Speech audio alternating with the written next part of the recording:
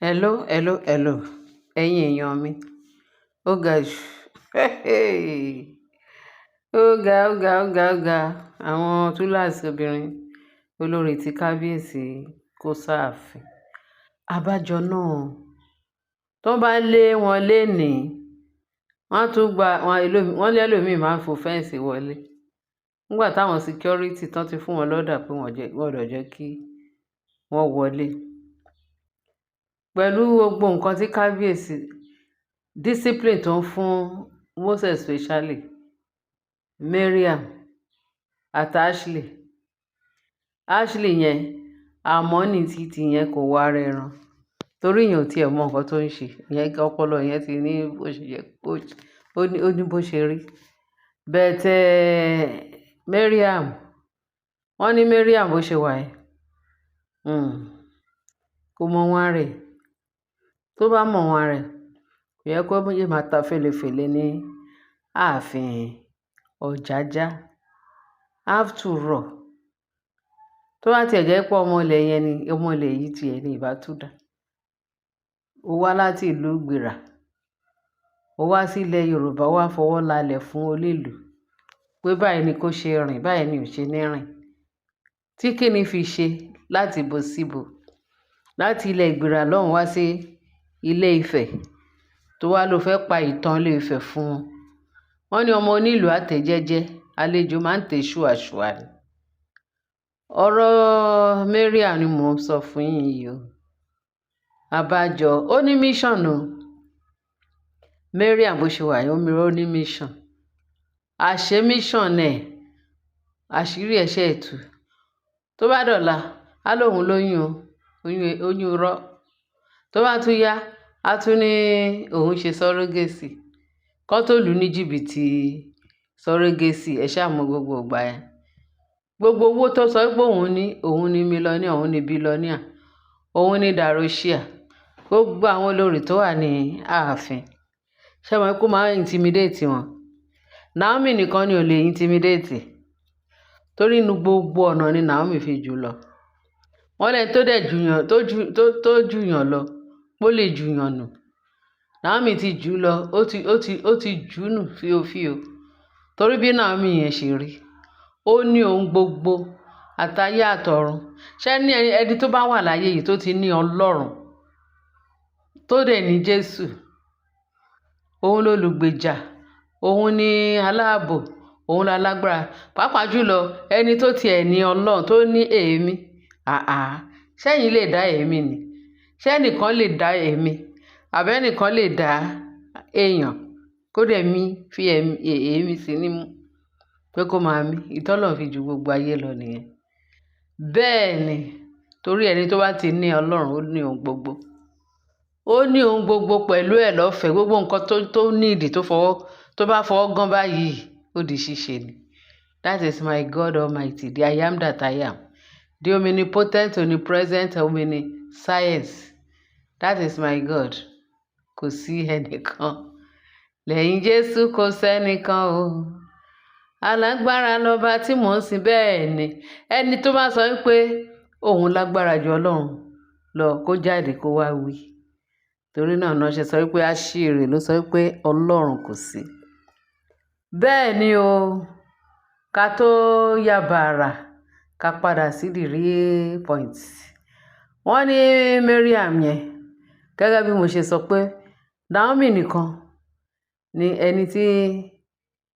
ẹni tí wọ́n lè kọjú ìjà sí rí òun ló ju gbogbo wọn lọ níbẹ̀ yẹn torí Mariam sọ pé òun lówó gan òun ṣe gbá òun ṣàwo tó bá ti sọ á máa fowó bòsì owó ẹ̀yẹn ló fẹ́ fi yẹn ta ẹ̀sìn kábíyèsí ibi tó ti wá ṣì nìyẹn pé kábíyèsí ti ní nǹkan ẹ̀ kó tó dé ó ní kóun tó kúrò láàfin o ó ní kò sí anybody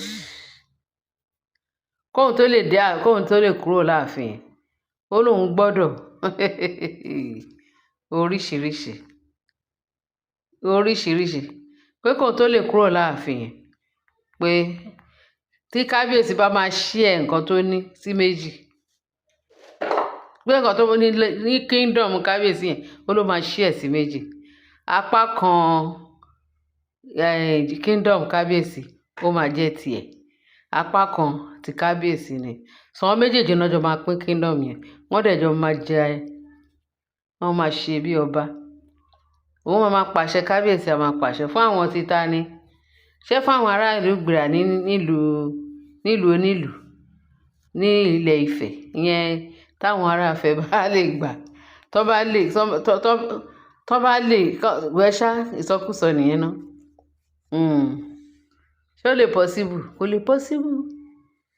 Bẹ́ẹ̀ ni òun lọ̀rọ̀ Mariam. Wọ́n ní ènìyàn ṣe bí Ọlọ́run ọba, ó ní kò lè possible. Àní wẹ́rẹ́wẹ́rẹ́ bàbá wa ṣe. Olúwa ti bá kábíyèsí ṣe, ọpẹ́lọpẹ́ Ọlọ́run Naomi, ọpẹ́lọpẹ́ Ọlọ́run tó lo Naomi pé kó wá rescue kábíyèsí. Ẹ rí i pé gbogbo wọn ń sá kolobá torí wọn fẹ́ kí Naomi wọnú ààfin yẹn, torí òun ni ìmọ́lẹ̀ kan ṣoṣo tọ́lọ́run dá sí ààfin yẹn. Òun náà fi sọ pé wọn ò fẹ́ mọ́lẹ̀ àfọkùnkùn, náà fẹ́ ìmọ́lẹ̀ àfọkùnkùn. Ẹ rí i pé Ashley ti kó gbogbo kángára gbogbo wẹ̀tùgbẹ̀tù tó ń ṣe láàfin, ó ti kó gbogbo ẹ̀ dànù. Ó ní kò ṣiṣẹ́ láàfin mọ́, kò lè ṣiṣẹ́ láàfin mọ́ ńgbà tẹni tó ní ààfin ti dé, pẹ̀lú gbogbo òun àti gbogbo àwọn àjèjì nǹkan tó kó dání, tó kó wá sáàfin, gbogbo wọn ìgbẹ́ là ń fi wé. Tó bá ti rí pé Naomi wọnú ààfin báyìí, gbogbo wọn máa sá ni. Gbogbo àwọn àjọ̀nú káàkiri kéékèèké tó wà ní gbogbo agbègbè wọn máa fi rege. So Ashley bá pè wọ́n kò sí tó máa dá wọn lóhùn pé ibà yóò ṣe ibi táwọn lè dúró sí, torí ẹ̀ náà ṣe kó ó palẹ̀ gbogbo ẹrù ṣẹ̀kẹ̀ṣẹ̀kẹ̀ mú, ó palẹ̀ lọ sí ọ̀dọ̀ wọn ní Láfọ̀gìdì. Ẹ mọ̀ pé kò sí nǹkan tó kàn bí Naomi ò ní bísínẹ́sì ní sáìdì ọ̀dọ̀ wọn lọ́hùn. Ààfin yẹn, in as much tí ààfin jẹ́ ààfin tí Naomi ní, agbára Ọlọ́run gbogbo tó ń jẹ́ ti Jésù. Wọ́n ní agbára èṣù dà níbi tí Jésù gbé ń jọba, agbára èṣù dà kò sí ó ti wó bámbám. Bẹ́ẹ̀ ni ní Naomi wá ní Ashley kí ló ń jẹ́ Mariam Anako ìyá Ìgbìrà. Ó ní gbogbo kingdom kábíyèsí àfi tó bá pọ̀ sí méjì òun lè kúrò láàfin yẹn. Tó bá ti lè gbọ́n nìkan tó kó ti mind nìyẹn, kó béèrè àwọn nǹkan ńlá tó jẹ́ pé kábíyèsí, wọ́n ní láti sọ authority tó fún kábíyèsí pé tí kábíyèsí bá lè fóun ní ìdajì inú ẹ̀ òun lè kúrò láàfin. Tóun bá tiẹ̀ ti fóun tán, ó náà jọ máa ṣe ààfin yẹn ni o. Ẹni tó níjọba ní ibì kan, kábíyèsí bá fọwọ́ mú apá kan, òun fẹ́ mọ́ fọwọ́ mú apá kan. So àwọn méjèèjì jọ máa ní palace nìyẹn o. Ṣé gbọ́ àbẹ́ ẹ̀dá o? Oríṣiríṣi. Wọ́n ní orin ìlú wo nìyẹn? Níbo ni irú èdèkedè wo nìyẹn?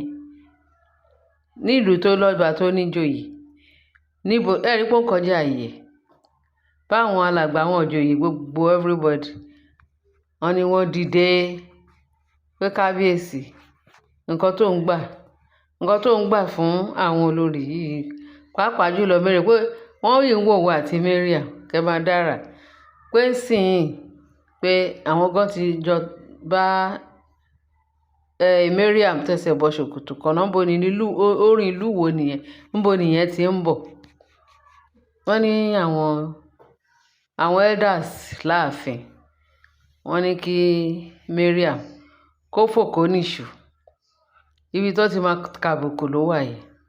Láti ìgbà táláyé ti dáyé tí ààfin ti wà, ààfin Ifẹ̀ ti wà. Níbo náà ti gbọ́rú ẹ̀rí kóbìnrin pàápàá jùlọ ọmọ tí ò tiẹ̀ ń ṣọmọ ìlú kó ní òun àti kábíyèsí náà jọ fẹ́ pín kingdom ẹ̀. Ṣó wà ń bẹ̀ ńgbà tí kábíyèsí ń joyè? Ṣó òun àti kábíyèsí náà jọ wá sáàfin wá jẹ ọba ni? Àbí bí ò tiẹ̀ gbọ́ràn àwọn aráàlú wa lókè lọ́hùn, wọ́n ní ìgbọ́ràn yóò jẹ́ ìgbọ́ràn, ṣé kò ríran? Tí ò bá gbọ́ràn kò ríran, kò mọ history ìlú Ifẹ̀. Ó kọjá àyè. Wọ́n láwọn elder sọ pé kó gbá lẹ́nu ẹ̀ ìkorò gbà. Wọ́n ní ìjà yẹn kì í dẹ̀ ṣe ìjà wọn nìkan. Wọ́n ní kábíyèsí èèlò ló jẹ ọmọbìnrin yẹn. Wọ́n ní nǹkan tó ń béèrè lọ́wọ́ kábíyèsí. kí ló pa àwa àti ọmọbìnrin yìí pọ̀, ọmọbìnrin Ìgbìrà yìí pọ̀ tó lè máa sọ irú ìsọkúsọ yìí?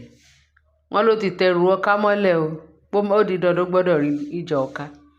Wọ́n ní kábíyèsí lóyè ń bá fà bẹ́ẹ̀ tí ń sìn adìyẹ ló ń bá tò, àbí àná ṣe ń sọ pé pẹ́pẹ́ àbí ẹyẹlé lóyè ń bá tò pé ń sìn ìpàdìyẹ ló kù tó máa bá skátẹ̀. Wọ́n ní níbo ló ti ń bọ̀, níbo ló ti ń bọ̀ tí ò lókun lọ́rùn, pé wọ́n bí dá. Àwọn alàgbà ti dìde, àwọn elders wọ́n láwọn àti Mary àti wọ́n jọ máa wọ̀ yájà káàdì this time around. Wọ́n ní irọ́ ló ń pa àgbòrín èṣù ló ń jẹ lọ́bẹ̀, pé kí níbo náà ti ń ṣe irú ẹ̀. Ẹ̀rí bó ṣe ń threatening ní wú jẹ́ nǹkan náà sọ pé ó béèrè lọ́wọ́ kábíyèsí. Wọ́n ní tó bá pé ó ní nǹkan tí àwọn elders ní, tó bá ní nǹkan tó jẹ́ lówó, owó tó jẹ́ tètè bẹ̀rẹ̀ sí ní san fún kó get out kúrò láàfin because wọn ò fẹ́. Wọn ò tiẹ̀ fẹ́ rí pálapàla tó ń ṣe yẹn. Ẹ̀yin èèyàn mi, ọ̀rọ̀ pọ̀ ń bẹ. Ẹ jẹ́ kí ayé máa mú ìtókù wá sí ti gbọ̀ wá. Ẹ bá wa share, kẹ́ bá wa like, kẹ́dẹ̀ bá wa fi ìtókù sí comment section. Torí ìkọjá ààyè oorun orí kẹ̀kẹ́.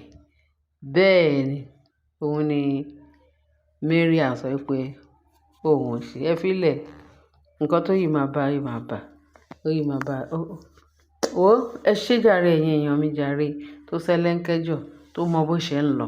Ẹ bá mi share, kẹ́ bá mi like, kẹ́dẹ̀ bá mi subscribe. Ẹ ṣé láyọ̀ o, àbọ̀ Ọlọ́run adájú lórí wa. Ní dáràn o, àrán la máa dà o. In Jesus' name, amen. Bye.